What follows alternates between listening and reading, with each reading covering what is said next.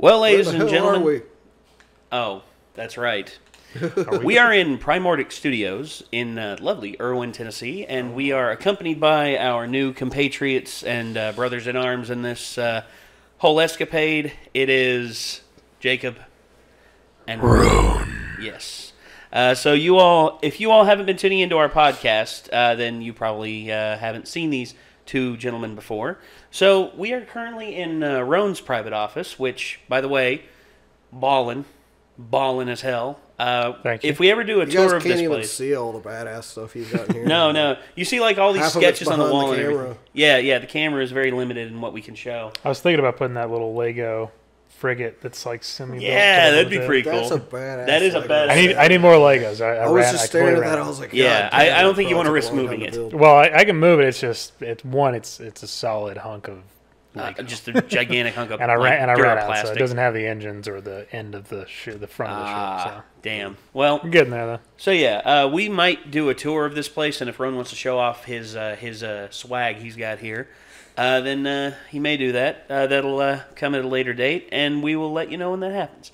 But for now, we have some trailers to react to, and we want to get to them as ASAFMFP.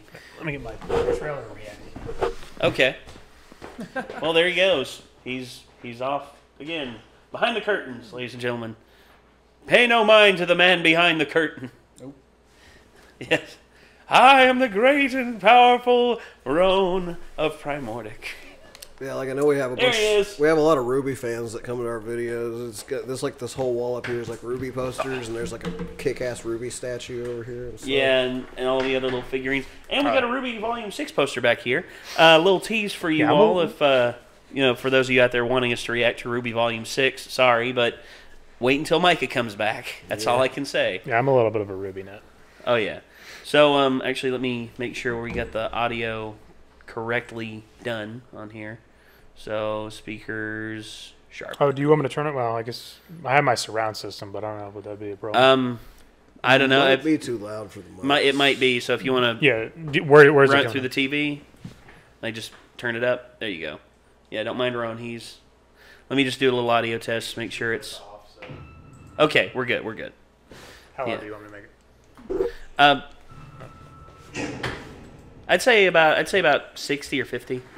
Yeah, a little bit lower. Goddamn carpet, dude. I hate carpet. I hate it so Daggone much.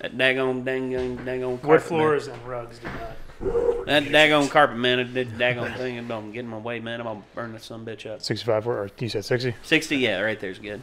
So, damn it. We're doing it. We're working. We're working with a little makeshift setup here, but we figured we'd do this just to try and, this is sort of a proving ground for Jacob and Roan for reactions and everything. See if y'all see what y'all think of them and everything.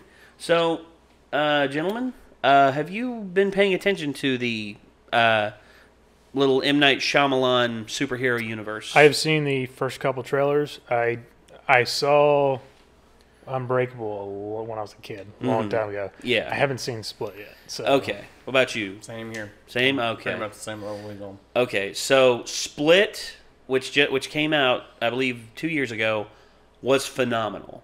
It was a really well done, it's a supervillain origin story that's masqueraded as a full psychological horror movie, and it works as a psychological horror movie. But when you tie in the aspect of it being a sequel, like a super way after sequel to Unbreakable, which I liked as a kid. I liked it a lot. I did see Unbreakable, Yeah. for sure. And it was, honestly, I don't remember too much about it because that's pretty long. So and it doesn't really connect until the very end of the film, because these people are having a conversation in a bar and they're just like, "Hey, this reminds me of that one story with that one guy in the wheelchair. What was his name?" And then there's Bruce Willis sitting there as David Dunn, and he's just like, "His name was Glass, Mr. Glass," and it's just like, no friggin' way. And it pulled it off so well. And James McAvoy was awesome in that film. He portrayed 24 different personalities. yeah, that must have been quite the feat. I actually think it was 23 personalities. So the Beast was the 23rd one, and it was a monster, like a literal monster.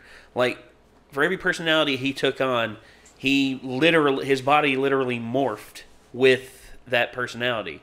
Like he became like whenever he became a woman, he became like very astute, very well postured, and and when he became a kid, he became like very like very fidgety and like unable to control himself. And then when he became the Beast, he was able to he took shotgun blasts to the chest, got up and still was like prying metal bars apart with his bare hands. Like holy shit. Yeah, he fucking like crawls on the ceiling and shit. Yeah, and he grabs this one woman who was trying to help him. He was a psychologist. He wraps around her and bear hugs her and like crushes her. Jesus it was fucking awesome, Christ. dude. Holy shit. I couldn't believe it. I was like, wow. But Glass is something that I've been looking forward to because if this is the culmination of this, it's like a trilogy. Mm-hmm. This is going to be the final one. And well, we got the video queued up here. Let's get it on screen. Oh, come on. Oh, wrong one. And where you at? There you are. Okay. So we got it queued up here. Let's give it a watch. Let's see what we think.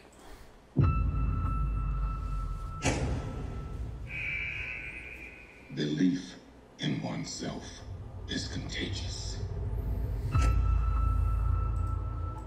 We are part of something larger.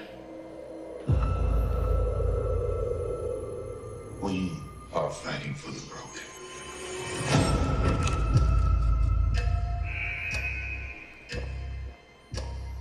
My name is Dr. Ellie Staple. Sarah Paulson. I'm a psychiatrist. Plays a good crazy one. I specialize in those individuals who believe they are supernatural beings. I don't belong here. David Dunn, you believe you are exceptionally strong, but there are men who are as strong as you. Kevin Wendell Crump, you believe there are 24 souls living in that body with you. You don't call me Nola. I'm so amped! Elijah Price, you have an extraordinary IQ. You think you are superhuman. What if I suggested that you are mistaken? They've been lying to us all. You were sent here to be an avenging angel. How much do you want to avenge us? These individuals have lost their perspective. A lot of people are going to get hurt. Don't do this. You can convince the world we exist. Are you ready?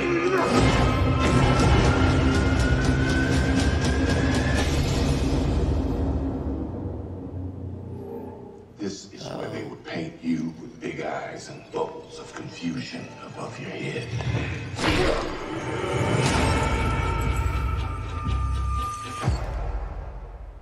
Damn. So yeah, it looks like he's going to be like the super mastermind, like the He envisioned himself as a Lex Luthor type villain in Unbreakable because when he talked to David Dunn about him being the parallel to Superman, about David Dunn being the parallel to Superman, him being the parallel to Lex Luthor, and Lex Luthor was human. He was frail. He was not a very healthy or not a very like physically fit individual. But well, and he also kind of sounds sort of like a Magneto kind of character as far as like he's not really a good guy. He's fighting for like I guess mutants I don't know exactly what these guys are. But they can't say mutants because that's now owned by actually this was released by Disney because that's Buena Vista International. Buena Vista's Disney. So maybe they will say mutant. Maybe they will say like or special or like metahumans or something have like the that. Copyright on the word mutant?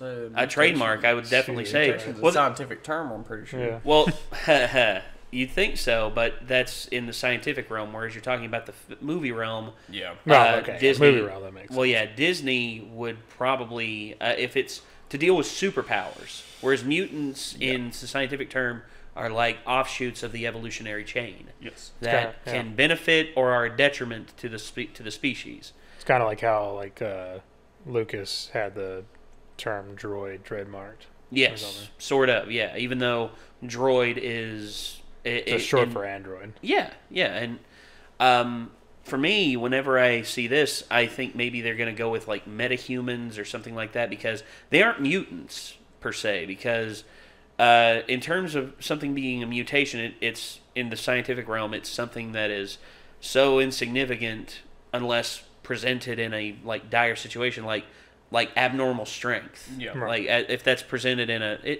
you probably could see it as a mutation, but where the guy who is the beast, the monster, he is actually a regular human.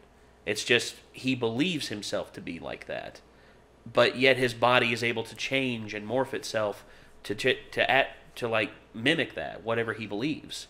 I mean, it's a weird thing, kind of but like a super advanced placebo. yeah, I guess kind of. But David Dunn, I mean, his strength is, to my knowledge, he's had that since he was born, because he's almost indestructible, because the man survived a very, very high intensity train crash in Unbreakable. Yeah. I mean, debris was thrown for up to like 3 miles away, which is ridiculous when you think about it.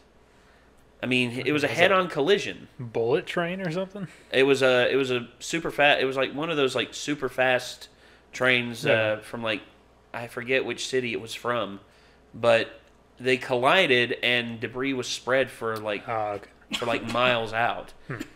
One of the things I don't get is that they're making it out like Sarah Paulson's character is like, you're not actually superhuman. It's like it's just all on your heads and stuff. But you think that his unbreakable power would be something that would be extremely easy to prove. Yeah, like you just start fucking beating the shit out of him with a baseball bat or something. There's this. Well, whenever you witness something truly unbelievable, your brain splits in two. You have the optimistic side and you have the pessimistic side. The optimistic side makes you want to believe it's something truly magnificent, truly something miraculous. Whereas the pessimist is just like, there's a totally logical and rational explanation for this, and we can explain it. We just have to we have to cross off all the variables. Yep. But yet the problem with humanity is there's so many variables that have to be assessed before you can truly disprove. It's like my dad witnessed this, and there were other people who witnessed it with him. A man picked up the front end of a car by himself. It was a big car too. It was, I think it was actually I think he said it was like I forget, like a Toyota Corolla. I'll have to ask him. He remembers it vividly. But the man picked up the front of a Toyota Corolla to get his friend who was trapped under it. He picked up like the full front end, and the guy was like 160 pounds. Wow. So the truth is, human potential, we only use a certain portion of our brains. I know it's been proven, like, the whole 10% thing. We don't just use 10% of our brains. We actually use a lot of it. We're just not allowed to use more than 10% or more than a certain portion at one time. Yeah. But have you worked retail? Huh? Have you worked retail? Yes. Yeah, I think people use less than that. Well, that's only at Walmart. Retail for 10 years, not going to agree with that. It's like, well, what we have here is a genetic deficiency. Yeah. So, well, yeah. I mean, you always run into like the people who are ass backwards in the world. I mean, that's just a fact. You're going to run into people like that. a fair number of troglodytes when I worked at the troglodytes. Store. Troglodytes. Yeah, a bunch of knuckle draggers who like I'm were trying just to like, insult someone's intelligence and I say the fucking word wrong. It's okay. Hey, everybody's gonna be making fun of me now. Yep, you just planted a target on yourself. Hey, it's all right. People call me a retard all the time. Retard. Retard. I know, right? Yeah. You're so stupid. Shut up. No, you shut up. No, you're a retard. Yeah. I'm an idiot. I'm an idiot. All right. Are we doing multiple? Well, yeah, we are. We're gonna end this one and then move on to the next one. Got it. So, okay, what did you all think of this? I guess I'm catching up to do this. Watching that makes me want to go and watch Split and then just kind of catch up. I might have to start back and watch Unbreakable. Yeah, I need to watch Unbreakable again. Yeah. I don't remember anything of that. Split's really good. It's really, really good. Go into it with an open mind. That's all I'm going to say. Just go into it. So, I guess, has M. Night Shyamalan fucking has he climbed out of the pit that was? It seems so. It Last seems. Airbender? Yeah, he has. Split, It seems- at least he did. Well, yeah. Ever well, since the last Airbender, he's kind Well- of. The true twist of Split is that it's a good M. Night Shyamalan movie again. well, and no, because actually, The Visit was actually pretty good too. Oh yeah, The Visit I've still and not seen that. like Visit and Split were actually really well done. The problem, and they were made for very cheap too. M. Night Shyamalan made them for only like $6-7 million. He's got to be running low on money after doing so bad. Yeah, for that's so Well, long. probably yeah. because Well- nobody wanted to give him money after Well, Last Airbender. where a lot of people really started to realize there was a problem with M. Night Shyamalan was The Village. The Village was a meager success and it made money, but people started to realize, okay, I'm seeing the trope here is that the man depends way too heavily on twists, and he The thing doesn't is, focus it on the story. wasn't a good twist because the twist essentially made the advertising for the movie false advertisement. Yeah, it did. Because I was actually pissed off when I saw the movie, and I was like, I want my money back. But since I sat through the goddamn movie till the end to be told that it wasn't the I movie didn't I see it in paid to theaters. see, I rented it, and I was. I went and But- saw it in theaters, and me and both my friends were just Village? like, fuck that movie. The Village. So it- stupid. It's we came to see a monster. goddamn It's a horror movie 'cause They that's tried what to was masquerade it as a advertised to monster us. movie. Yeah, it was basically advertised as a horror film. It But- was. And then the go twist ahead. is basically it's not. You know, at least with him, it's he's the guy with the twist. That's what he does. That's that's It the doesn't- stereotype. Of Yeah, him, it doesn't make sense, but that's kind of he likes to do kind of those weird, even if it's not just always twists, it's kind of weird philosophical or psychological type movies. Yeah. It just didn't make sense for him to do The Last Airbender. Well, no, The You know, Last the live Airbender action was version. something he did because his kids liked it. Yep. It's a lot like how Raul Julia signed on to play M. Bison because his kids liked Street Fighter. Yeah. And that actually is the last film Raul Julia ever did, and that's a lot of people say that's his legacy now, him being a shitty M. Bison in a shitty Street Fighter movie featuring Jean-Claude frickin' Van Damme. But I'm excited to see this. I want to see this. I can't wait until January when this comes out. So yeah, I got some catching up to do. So. Oh yeah, it's easy enough. Split's not a long movie, Yeah. but it's very good. It's not and as much of a task as like catching up with the MCU Yeah. or anything. Yeah. Yeah. That's going to take you That's a good gonna solid that'll take a 36 little hours. Yeah, the MCU. That's hey there, kitty. Hey there, kitty. Yeah, we got bunch of pets running around. So anyway, we have other stuff to get to, and we hope that you all have enjoyed what you've seen here. And this was the Glass final trailer. Let us know what you think in the comments down below. Don't forget to leave a like. If you want to watch the original video, link is in the description.